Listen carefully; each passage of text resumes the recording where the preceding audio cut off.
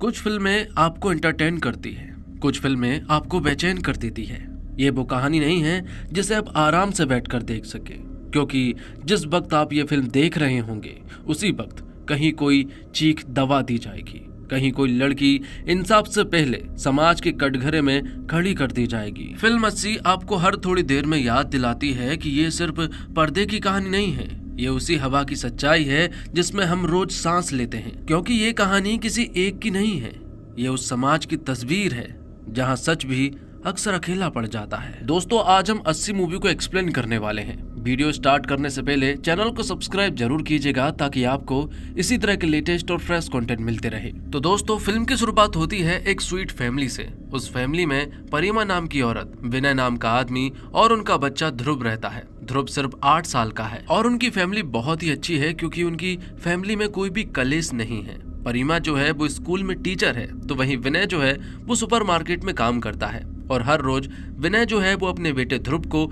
School छोड़ने के लिए भी जाता है। तो इस दिन की शुरुआत भी हर एक दिन की तरह ही हुई थी, बिल्कुल नॉर्मल दिन की तरह। परिमा ने यहाँ विनय और ध्रुव का टिफिन बनाया और फिर स्कूल की तरफ निकल पड़ी। तो यहाँ विनय भी ध्रुव को लेकर स्कूल जाने लगा और वहाँ से सुपरमार्केट चला गया। विनय जब सुपरमार्केट पहुंचा तो वहाँ हम कार्तिक नाम के एक आदमी को देख पाते हैं जो कि सुपरमार्केट का सुपरवाइजर है और कार्तिक और विनय के बीच में काफी अच्छी बनती है। वो दोनों बहुत ही अच्छे दोस्त हैं। काम खत्म होने के बाद जब कार्तिक अपने घर की तरफ लौटा तो कार्तिक की नजर रावी नाम की लड़की पर पड़ती है। रावी ने जब कार्तिक को देखा तो वो तुरंत ही कार्तिक के पास आती है और उससे बातें करने लगती है। मालूम चलता है कि रावी जो है वो कार्तिक की मुंह बोली बहन है, लेकिन रावी फिलहाल तो कार्तिक को बहुत सुनाती है क्योंकि कार्तिक से एक बहुत बड़ी गलती हुई है। बात कुछ ऐसी है कि कार्तिक की पत्नी कावेरी का जब एक्सीडेंट हुआ और जब वो बहुत ही गंभीर हालत में थी तब कार्तिक जो है वो कावेरी से मिलने के लिए हॉस्पिटल नहीं गया। डॉक्टर ने जवाब दे दिया था कि कावेरी के पास सिर्फ और सिर्फ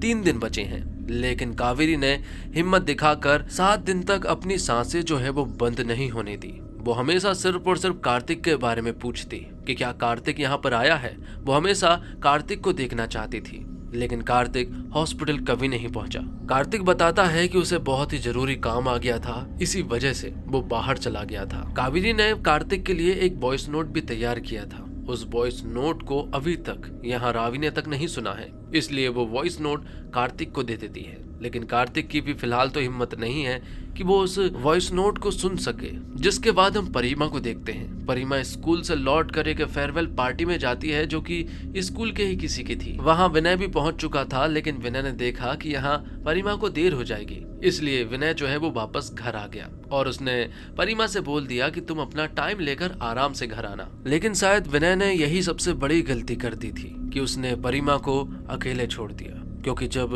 परिमा रेलवे स्टेशन से बाहर निकली और अब जब वो घर लौट रही थी कि तभी अचानक से कुछ लड़कों ने यहाँ परिमा को घेर लिया। फिर उन लड़कों ने जबरदस्ती परिमा को कार में बिठाया, जहाँ परिमा जो है वो सभी से मदद की मांग कर रही थी, लेकिन रात बहुत हो चुकी थी जिस वजह से उसकी कोई भी मदद नहीं कर पाया। और फिर कार में उन लड़कों ने परिमा के साथ सामूहिक रूप से वो सब कुछ किया जो कि उन्हें नहीं करना चाहिए था। जब परिमा की हालत बहुत ही ज्यादा खराब हो चुकी थी तो उसके बाद उन लोगों ने परिमा को रेलवे ट्रैक पर पटक दिया और वहां से वो लोग चले गए। यहाँ से निकलने के बाद उन्हें पता था कि अब प्रॉब्लम खड़ी हो सकती है, इसलिए उन्होंने सबसे पहले सबूत को मिटाना सही समझा। उन्होंने कार को वॉश करवाया और तो और जो सारे कपड़े गंदे हो चुके थे उन सारे कपड़ों को उन्होंने निकाल फेंके और रात को ही कपड़े की एक शॉप से उन्होंने कपड़े खरीदे और फिर वो लोग अपने एक रिलेटिव की शादी के लिए निकल पड़े। जो सारे कपड़े गंदे हो चुके थे उन सारे कपड़ों को उन लड़कों ने जला दिए और तो और मोबाइल और वॉलेट को भी ठिकाने लगा दिए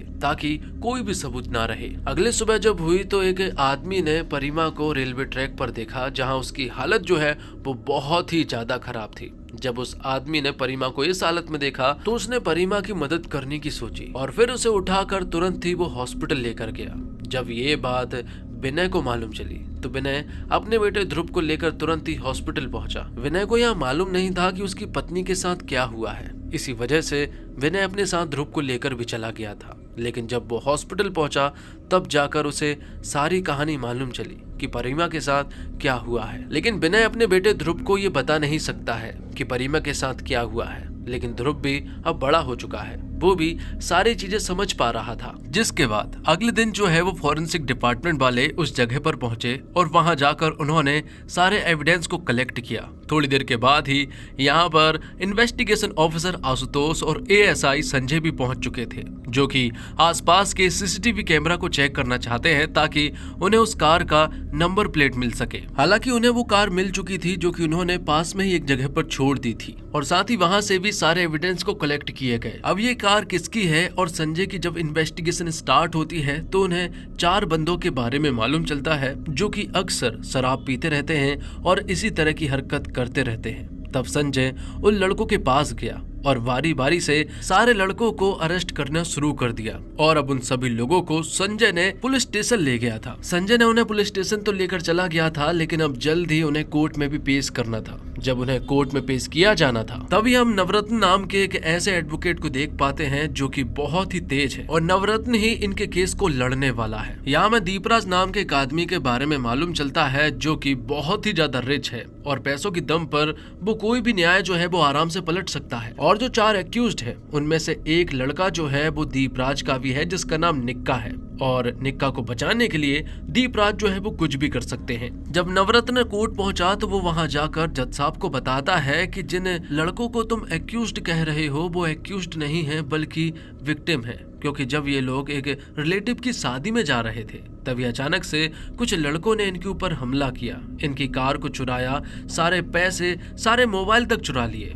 और फिर इनकी कार को ले जाकर शायद उन्होंने उस लड़की के साथ वो सब कुछ बुरा किया, क्योंकि ये सारे लड़के तो शादी में चले गए थे। इसी वजह से इन्हें कुछ भी नहीं मालूम है, इसलिए इन्हें बेल मिलनी चाहिए। लेकिन जज साहब ने इन चारों लड़कों को 4 दिन के लिए रिमांड पर भेज दिया था। दूसरी तरफ हम देखते हैं कि परिमा की हालत जो है वो हॉस्पिटल में काफी ज्यादा खराब है, लेकिन वो खतरे से बाहर थी, जहां विनय भी उसका बहुत ज्यादा ख्याल रख रहा था। यहीं पर हम कार्तिक को भी देखते हैं जो कि विनय का पूरा साथ दे रहा था। लेकिन कार्तिक को ये बात तो समझ आ गई थी कि इतने जल्दी तो परिमा को न्याय नहीं मिलने वाला, इसलिए कार्तिक रावी के पास गया जो कि एक बहुत ही अच्छी एडवोकेट है। वहां जाकर हमें मालूम चला कि कावेरी भी एडवोकेट थी और रावी कावेरी के साथ ही काम किया करती थी। और अब कार्तिक ने रावी को परिमा के बारे में बताया, क्योंकि कार्तिक चाहता है कि रावी जो है वो परिमा का केस लड़े और उसे न्याय दिलाए। तब रावी यहाँ परिमा का केस ले लेती है और अब सीन जो है वो कोर्ट रूम में पहुंच जाता है, जहाँ हम फेमस लॉयर नवरत्न को देख पाते हैं जो कि जज साहब को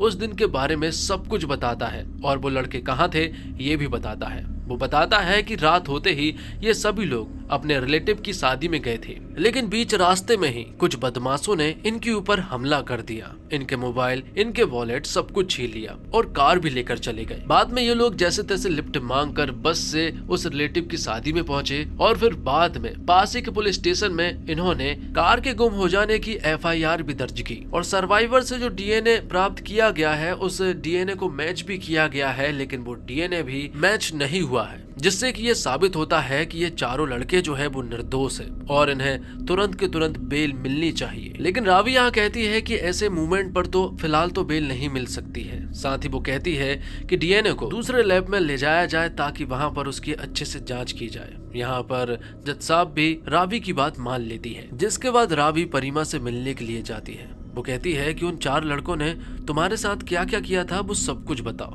लेकिन परिमा जैसे ही 4 लड़कों के बारे में सुनती है तो वो कहती है कि 4 लड़के नहीं थे बल्कि 5 थे, जिनमें से 2 के नाम तो मुझे पता है। पहला लड़का जिसने मुझे पकड़ा था उसका नाम समीर था और एक और नाम उसने सुना था जिसका नाम हैरी था, पर समीर कुछ देर बाद ही नीचे उतर गया था। ये सारी बातें सुनने के बाद रावी कहती है कि उसने समीर का नाम तो कहीं सुना ही नहीं, इन 4 लड़कों में समीर तो कोई है ही नहीं। जिसके बाद उन 4 लड़कों से समीर के बारे में पूछा जाता है, उन्हें बहुत मारा पीटा जाता है और समीर के बारे में उगलवाया जाता है, लेकिन उन लड़कों ने समीर के बारे में कुछ भी नहीं बताया था। वो कहते हैं कि वो समीर के बारे में कुछ नहीं जानते। अब अगली सुनवाई पर हम देखते हैं कि नवरत्न जो है वो यहाँ पर बहुत सारे सॉलिड एविडेंस पेश कर देता है। वो कहता है कि जिस लैब में DNA की रिपोर्ट लेकर गए थे वहां भी DNA की रिपोर्ट मैच नहीं हुई है, जिस वजह से अब तो ये साबित हो जाता है कि ये निर्दोष है। रही बात जिस पुलिस स्टेशन में FIR दर्ज कराई गई थी वहां का SI भी आ चुका है,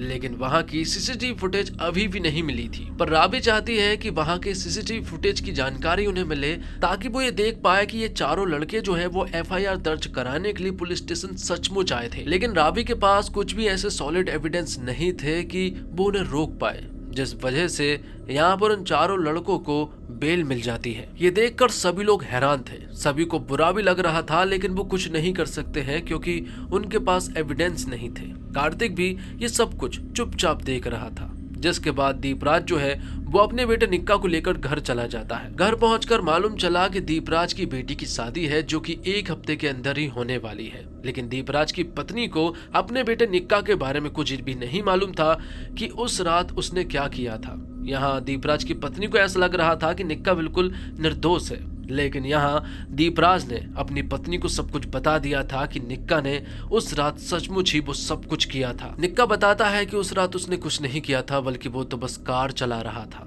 दीपराज कहता है कि तू अगर उन लोगों के साथ था, मतलब कि तूने वो सब कुछ किया है। तुझे वहां से कूद जाना चाहिए था या पर कूद कर मर जाना चाहिए था, लेकिन तुझे उन लोगों के साथ नहीं होना चाहिए था। आगे हम देखते हैं कि परिमा जो है वो घर वापस आ चुकी थी। वापस तो आ चुकी थी, लेकिन ट्रॉमा जो है वो हद से ज्यादा बढ़ चुका था। रात को अचानक से उसकी नींद खुल जाती, वो तड़पने लगती, चिल्लाने लगती। जहाँ विनय जो है वो उसका सहारा बनता, उसे समझाता और उसका बहुत ख्याल रखता। परिमा अपनी पुरानी जिंदगी में वापस लौटना चाहती है। वो घर नहीं रुकना चाहती है, इसलिए वो स्कूल जाती है। वहां जाकर वो प्रिंसिपल से बात करती है कि वो फिर से स्कूल में बच्चों को पढ़ाना चाहती है, लेकिन प्रिंसिपल कहती है कि अब बहुत देर हो चुकी है। जिन बच्चों को तुम पढ़ाना चाहती हो उन बच्चों को तुम्हारे बारे में सब कुछ मालूम है। परिमा कहती है कि वो तो बच्चे हैं, वो तो भूल जाएंगे। यहाँ पर प्रिंसिपल कहती है कि उसे भी ऐसा ही लगा था कि शायद ये बच्चे जो है वो सब कुछ भूल जाएंगे, लेकिन अब मैं जो तुम्हें बताने जा रही हूँ इससे वो साबित हो जाएगा कि ये बच्चे नहीं रहे हैं। इनकी सोच बहुत आगे बढ़ चुकी है। इनके बहुत सारे व्हाट्सएप ग्रुप है और उन्हीं ग्रुप में से एक का स्क्रीनशॉट उसके पास है, जहाँ वो तुम्हारे इन सारे इंसिडेंट पर मजाक बना रहे थे। उस चैट में लिखा हुआ था कि काश उस कार में हम क्यों नहीं थे। हर बार हर बच्चा जो है वो स्कूल में पास तो हो जाता है, लेकिन इस बार ये स्कूल फेल हो चुका है। तुम्हें स्कूल में वापस इसलिए नहीं बुलाया जा रहा है कि तुम इन बच्चों के लायक नहीं हो। तुम्हें इसलिए नहीं बुलाया जा रहा है क्योंकि ये बच्चे ही तुम्हारे लायक नहीं हैं। ये सारी बातें सुनने के बाद परिमा को बहुत ज्यादा बुरा लगा। वो विनय से कहती है कि मैं इन सारे बच्चों को अपने बच्चों की तरह मानती थी, लेकिन आज इनकी सोच को सुनने के बाद उसका दिल टूट गया है। जिसके बाद राबी जो है वो परिमा को उन सारे अपराधियों के सामने लेकर जाती है ताकि परिमा उन अपराधियों को पहचान सके, लेकिन परिमा यहाँ उन अपराधियों को नहीं पहचान पा रही थी। उसे पहचानने में बहुत दिक्कत हो रही थी। जिसके बाद हम एक आदमी को देख पाते हैं जिसके पास एक काली छतरी थी और वो इन्हीं 4 एक्यूज्ड में से एक बंदे के पास जाता है और उसे गन पॉइंट पर उस जगह पर ले जाता है जहां पर कि परिमा को इन लोगों ने छोड़ा था, और वो यहाँ पर उस बंदे को बहुत ही बेरहमी से मार देता है। जिस बंदे को उस छतरी वाले आदमी ने मारा है उसका नाम हैरी है। ये बात जब दूसरे बंदे को मालूम चलता है तो वो तो घबराहट के मारे अपनी बहन को सब कुछ बता देता है कि उस रात सब कुछ गलती से हो गया था। आगे हम देखते हैं कि इन चारों ने जिस पुलिस स्टेशन में एफआईआर दर्ज कराई थी वहां का सीसीटीवी फुटेज जो है वो बंद पड़ गया था। यहाँ एक कांस्टेबल आया और उसने बताया कि जिस दिन ये चारों आए थे उसी दिन 1 घंटे के लिए कुछ बंदर आए थे और उन्होंने यहाँ के तार को काट दिया था, जिससे कि सीसीटीवी फुटेज जो है वो 1 घंटे के लिए बंद था। इसी वजह से वो कुछ भी रिकॉर्ड नहीं कर पाए हैं। इन सारी चीजों को सुनने के बाद सभी लोग समझ गए थे कि ये लोग कुछ न कुछ तो छिपा रहे हैं। जिसके बाद हम देखते हैं राबी को, जो कि एएसआई शंकर के साथ उस जगह पर पहुंचती है जहां पर कि इन लड़कों ने कपड़े जलाए थे। संजय उसे सारी चीजें बता रहा था, लेकिन संजय भी वो आदमी है जो कि बहुत कुछ छिपा रहा था और वो भी बहुत सारे लोगों के साथ मिला हुआ है। वो भी एक रिश्वतखोर है। शायद संजय ऐसा आदमी नहीं था, लेकिन सिस्टम ने उसे बना दिया, क्योंकि आशुतोष सर भी तो रिश्वतखोर है और आशुतोष सर के कहने पर ही तो संजय चल रहा है। संजय बताता है कि जब इन चारों लड़कों ने कपड़े जलाए तो उन्होंने पास ही के कपड़े की शॉप से कपड़े खरीदे, जहां दीपराज ने वहां के शॉप के ओनर के पास कॉल किया था और कपड़े दिलाए थे। लेकिन उस शॉप ओनर के पास जाने से कोई फायदा नहीं है क्योंकि वो नहीं मानेगा। सारी चीजें देखने के बाद यहाँ रावी को समझ आ गया था कि पुलिस जो है वो दीपराज की मदद कर रही है और इन्वेस्टिगेशन में भी वो मैनेज कर रहे हैं। ये बात वो संजय से पूछती भी है। संजय कहता है कि सभी लोग एक दूसरे के साथ मिले हुए हैं और सभी ही एक दूसरे को मैनेज कर रहे हैं। आगे हम देखते हैं कि एडवोकेट नवरत्न जो है वो रावी को दीपराज के पास ले जाता है ताकि इस केस का सेटलमेंट किया जा सके।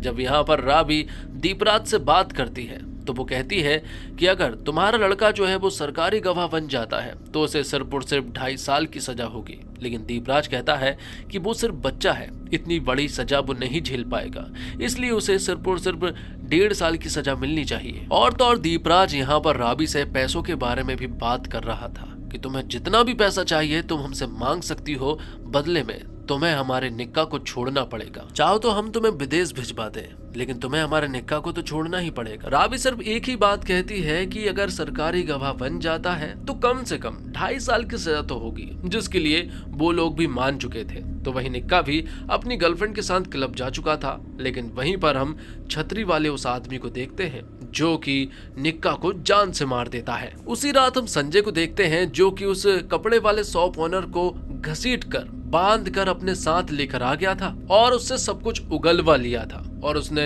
एक वीडियो भी बना ली थी। लेकिन उस वीडियो में गन भी दिख रही थी, जिस वजह से शॉप ओनर का ये स्टेटमेंट जो है वो वैलिड नहीं रहेगा। यहाँ रावी ने उसे समझाया कि इस तरह से अगर करना होता तो वो कब की कर चुकी हो। तुम्हें सिर्फ एक आदमी दिख रहा है, लेकिन मुझे पूरा सिस्टम दिख रहा है, सभी को सुधारना है। यहाँ रावी ने संजय को बहुत सारी बातें सुनाई थी। संजय भी बहुत अच्छे से जानता है कि वो एक करप्ट पुलिस ऑफिसर है। आशुतोष सर भी करप्ट है, लेकिन वो फिलहाल तो कुछ नहीं कर सकते हैं। अगर वो सभी के खिलाफ गया तो उसका भी फंसना एकदम तय है। जिसके बाद रावी जो है वो कार्तिक के बॉस से मिलती है। मालूम चलता है कि कार्तिक जो है वो एक अंडरकवर एजेंट है और वो इन्हीं के लिए काम करता है। और रावी को यहाँ मालूम चलता है कि जो छतरी वाला आदमी है ना, वो कोई और नहीं बल्कि कार्तिक है। इसी वजह से रात को रावी जो है वो कार्तिक से छतरी वाले आदमी के बारे में पूछती भी है, लेकिन कार्तिक यहाँ कुछ भी जवाब नहीं दे पा रहा था।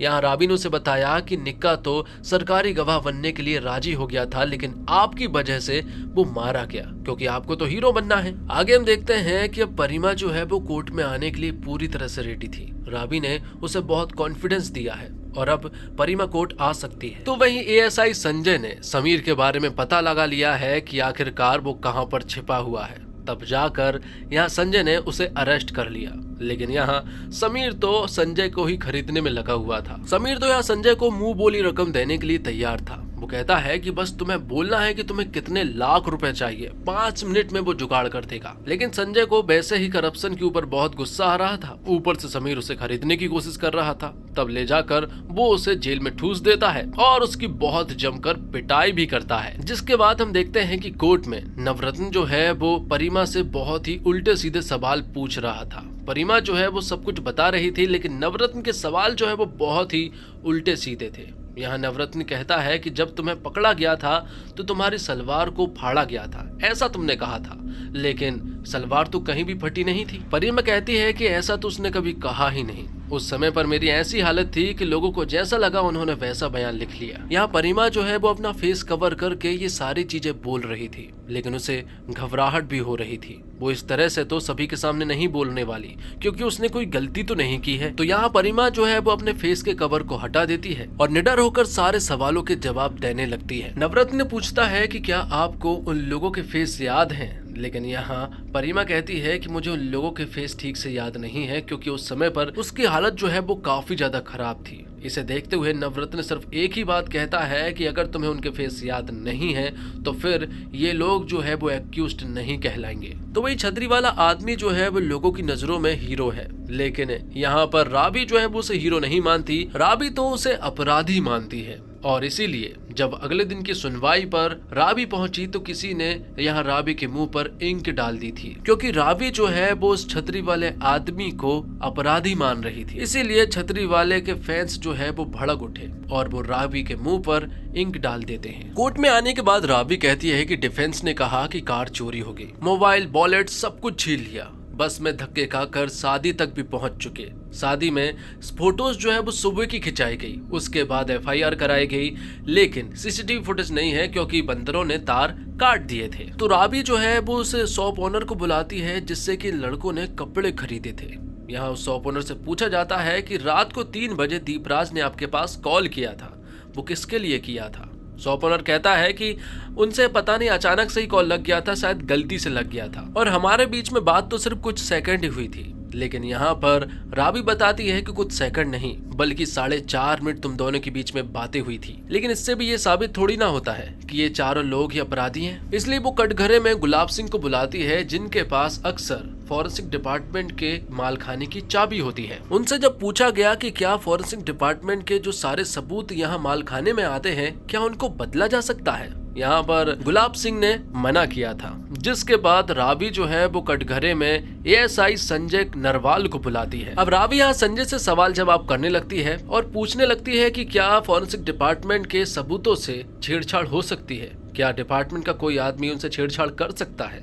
यहाँ पर नवरत्न को ऐसा लग रहा था कि शायद संजय जो है वो सब कुछ बोलने वाला है। उससे पहले ही नवरत्न ने यहाँ पर संजय के ऊपर बहुत सारे आरोप लगा दिए कि ये बंदा जो है 3-4 बार रिश्वत लेते हुए पकड़ा जा चुका है, तो ऐसे इंसान की हम गवाही कैसे मान सकते हैं, हो सकता है कि ये बिक गया हो। ये बात सुनने के बाद संजय को आ जाता है गुस्सा और अब वो सब कुछ बता देता है कि इन सब के पीछे किन किन लोगों का हाथ है और फॉरेंसिक डिपार्टमेंट के जो भी सबूत थे उन सब से छेड़छाड़ की गई है, DNA भी बदले गए हैं। तो आगे कोर्ट में फाइनल हियरिंग थी, लेकिन अब तक तो कार्तिक को एक बात समझ आ चुकी थी कि लोग जो उसे हीरो समझ रहे हैं दरअसल में वो हीरो नहीं है बल्कि मॉन्स्टर है। यही बात यहाँ कार्तिक ने अपने बॉस के मुंह से भी सुन ली थी कि हम समाज को जिन लोगों से बचाने की कोशिश कर रहे हैं शायद आज हम वही बनते जा रहे हैं। इसलिए कार्तिक फाइनल हियरिंग वाले दिन ही सरेंडर करने के लिए जाने लगता है। तो दूसरी तरफ सीन शिफ्ट होता है फाइनल हियरिंग की तरफ जहाँ आज डिसीजन सुनाया जाएगा। लेकिन उससे पहले रावी जो है वो अपने एक लास्ट गवाह को कटघरे में पेश करती है।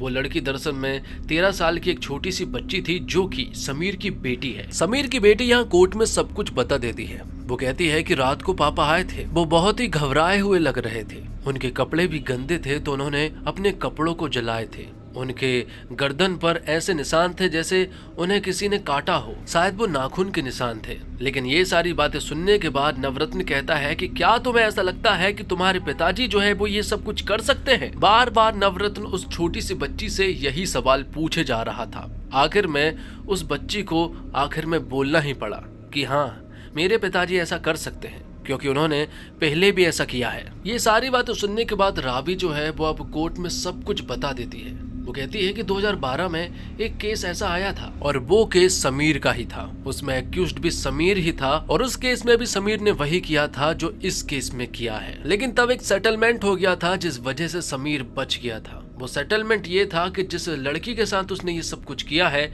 उससे उसे शादी करनी पड़ेगी। तब जाकर समीर ने उससे शादी कर ली। समीर तो बच गया था लेकिन उस लड़की का क्या जो कि समीर के साथ रहती आ रही है। 4000 दिन हो चुके हैं और समीर की पत्नी समीर के साथ रह रही है। मतलब इतने दिन उसने एक अपराधी के साथ गुजारे हैं। लेकिन आज समीर को कोई भी अपराधी नहीं कह सकता है क्योंकि उसने तो शादी कर ली थी और उसकी तो एक बेटी भी है। तो अब सारी चीजें सामने आ चुकी थी जिस वजह से जज साहब को भी अब डिसीजन लेने में ज्यादा टाइम नहीं लगा। जज साहब ने अपना डिसीजन लिया और उन तीनों को आजीवन कारावास की सजा सुनाई। इस तरह से परिमा को तो इंसाफ मिल गया था। लेकिन दूसरी तरफ हम देखते हैं कार्तिक को जिसने कानून के सामने खुद को सरेंडर कर दिया था क्योंकि कार्तिक ही छतरी वाला वो आदमी है। तो एक तरफ तो कार्तिक को कोर्ट में लाया जा रहा था और दूसरी तरफ हम देखते हैं दीपराज को जिसके हाथ में गन थी और वो यहाँ पर कार्तिक को जान से मार देता है। कार्तिक के यहाँ गले में गोली लगी थी जिस वजह से कार्तिक कोर्ट रूम के बाहर ही मारा जाता है। तो दोस्तों हर 20 मिनट में देश में कुछ ऐसा होता है जिसे हम खबरों में एक लाइन बनाकर छोड़ देते हैं और तब तक जब तक आप यह कहानी देख रहे होते हैं कहीं ना कहीं एक और जिंदगी हमारी चुप्पी की कीमत चुका रही होती है। अस्सी एक फिल्म नहीं है, यह वो सच्चाई है जिससे हम रोज नजरें चुराते हैं। यह कहानी है परिमा की, लेकिन असल में यह कहानी है हर उस इंसान की जिससे सच छीन लिया गया है। यहाँ सवाल इंसाफ का नहीं होता, यहाँ सवाल चरित्र का होता है और यहाँ सबूतों से ज्यादा याददाश्त पर शक किया जाता है और खामोशी को कमजोरी समझ लिया जाता है। यह कहानी सिर्फ एक औरत की नहीं, यह कहानी उस समाज की है जो हर बार पूछता है, उस वक्त तुम वहां क्यों थी, तुमने कुछ कहा क्यों नहीं, अब बोलने का क्या फायदा। लेकिन कोई यह नहीं पूछता कि डर के साथ आवाज कैसे निकलती है। यह कहानी एक पति की भी है जो सच के साथ खड़ा होना चाहता है लेकिन सिस्टम के बोझ तले हर रोज टूटता है। यह कहानी एक बच्चे की है जो सवाल पूछता है और जवाब से ज्यादा हमारी खामोशी से डर जाता है। यहाँ अदालत है, कानून की मोटी किताबें हैं, लेकिन इंसाफ कागजों में उलझा हुआ है और समय हमेशा पीड़ित के खिलाफ दौड़ता है। 80 आपको डराने नहीं आती, यह आपको रुलाने भी नहीं आती, यह आपको असहज करने आती है, क्योंकि जब आप असहज नहीं होंगे आप सवाल नहीं पूछेंगे, और जब तक सवाल नहीं पूछे जाएंगे सच हमेशा कटघरे में खड़ा रहेगा। यह कहानी बताती है कि अपराध एक पल के लिए नहीं होता। यह फिल्म देखने के लिए नहीं है, यह फिल्म समझने के लिए नहीं है, क्योंकि अगर आज भी खामोश रहे तो कल कहानी बदल जाएगी, सच नहीं। 80 हमें यह समझाती है कि अपराध सिर्फ करने वाले से नहीं, नजरें फेर लेने वालों से भी जिंदा रहता है, और शायद सबसे जरूरी सीख यही है। फिर हर बार बोलना जरूरी नहीं होता, लेकिन हर बार चुप रहना गलत जरूर होता है। यह फिल्म हमें कोई आसान जवाब नहीं देती, यह हमें ये नहीं बताती कि सही क्या है और गलत क्या, बल्कि यह हमें उस जगह पर खड़ा कर देती है जहां सवाल खुद ब खुद पैदा होते हैं, और वहीं से असली बेचैनी शुरू होती है। क्योंकि जब कहानी खत्म होती है तो एहसास होता है कि पर्दे पर जो हुआ वो सिर्फ एक घटना नहीं थी, वो हमारे आसपास फैली एक सच्चाई थी। यह फिल्म हमें यह समझाने पर मजबूर करती है कि इंसान सिर्फ कानून से नहीं चलता, हमारी सोच से, हमारे रवैये और हमारी संवेदनशीलता पर टिका होता है।